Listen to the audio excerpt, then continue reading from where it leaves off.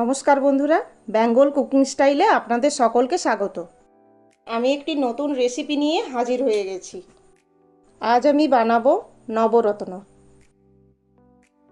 তার জন্য যে সবজিগুলো লাগবে সব ধুয়ে পরিষ্কার করে কেটে নিয়েছি।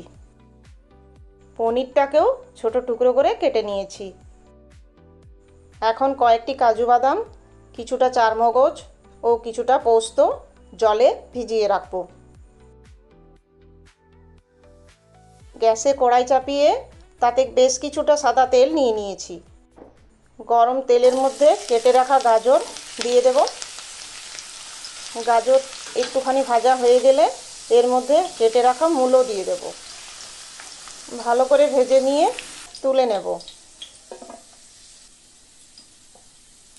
এখন বরবটিগুলোও দিয়ে দেব। এর মধ্যে অল্প একটু লবণ দিয়ে ভেজে নেব।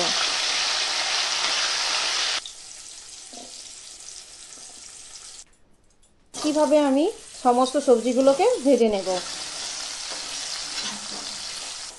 আমার রান্না যদি আপনাদের ভালো লেগে থাকে তাহলে একটা লাইক করবেন, এতে আমি আরও উৎসাহ পাব।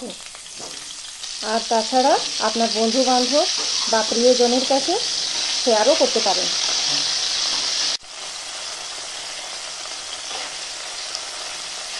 দেখুন, এর মধ্যে আলু ফুলকপি ভাজা হয়ে গেছে।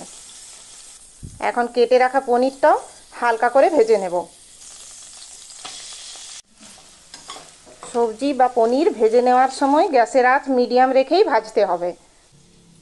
পনিরটা ভাজা হয়ে গেছে, এখন বাকি সবজিগুলো ভেজে নেব। পটলগুলো তেলের মধ্যে দিয়ে একটু নেড়ে চেড়ে নেব। পটলের সাথে ক্যাপসিকামটাও দিয়ে দেব, আর দিয়ে দেব বেগুন। এগুলো আস্তে আস্তে ভাজা হতে থাক। ততক্ষণে আমি কয়েকটি মশলার পেস্ট বানিয়ে নেব। কিছুটা আদা, দুটো কাঁচা লঙ্কার একটা পেস্ট বানাবো।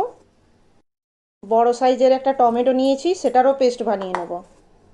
ভেজানো কাজু, চারমগজ, পোস্তরও পেস্টটা বানিয়ে নেব। এদিকে সবজিগুলো সব ভালোভাবে ভাজা হয়ে গেছে, এখন তুলে নেব। এখন রান্নার মূল পদ্ধতিতে যাব আমি। সেই জন্য ওই কড়াইয়ের মধ্যে আর একটু সাদা তেল দিয়ে দিয়েছি। গরম তেলের মধ্যে একটা শুকনো লঙ্কা ও কিছুটা গোটা জিরে ফোড়ন দিয়ে নিয়েছি। এবার এর মধ্যে আদা ও কাঁচা লঙ্কার পেস্ট দিয়ে দেব। আদার কাঁচা গন্ধটা যাওয়া পর্যন্ত একটু ভেজে নেব। তারপর দিয়ে দেব টমেটোর পেস্ট। কিছুক্ষণ ভেজে নেওয়ার পর তেল ছেড়ে এসেছে। এখন আমি মশলাগুলো দিয়ে দেব। এর মধ্যে দেব আমি জিরে গুঁড়ো, ধনে গুঁড়ো, লঙ্কা গুঁড়ো। এই রান্নাটির মধ্যে হলুদ ব্যবহার করব না। মশলাগুলো দেওয়ার পর একটু কষিয়ে নেব। তারপর দিয়ে দেব কাজু, চারমগজ, পোস্তর পেস্ট। কিছুক্ষণ কষানোর পর যখন তেল ছেড়ে আসবে তখন দিয়ে দেব ফেটানো টক দই। টক দইটা ফেটানোর আগে আমি জল ঝরিয়ে নিয়েছিলাম। টক দইটা দেওয়ার সময় গ্যাসের আঁচ কমিয়ে নিতে হবে, না হলে মশলাটা ফেটে যাবে। এখন আমি পরিমাণ মতো লবণ দিয়ে কষাতে থাকবো। মশলাটা থেকে তেল ছেড়ে এসেছে। এখন সমস্ত ভেজে রাখা সবজিগুলো দিয়ে দেব। সবজিগুলো দেওয়ার পর মশলার সাথে ভালো করে মাখিয়ে কষিয়ে নেব। ভালো করে কষানো হয়ে গেছে। এখন পরিমাণ মতো জল দিয়ে দেব। যেহেতু রান্নাটি মাখা মাখা একটু হবে, তাই আমি বেশি জল দিলাম না।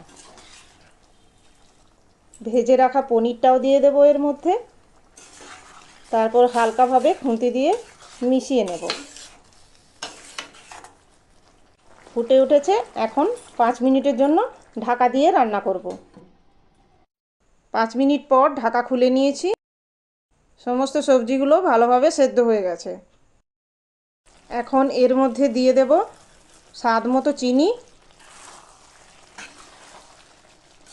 ও গরম মশলার গুঁড়ো। ব্যাস, তাহলেই তৈরি হয়ে গেল নবরত্ন।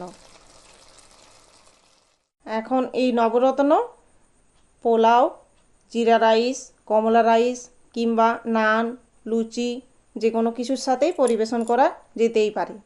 আমার রান্না যদি আপনাদের ভালো লেগে থাকে তাহলে আমার চ্যানেলটিকে সাবস্ক্রাইব করে আমার পাশে থাকার অনুরোধ রইল।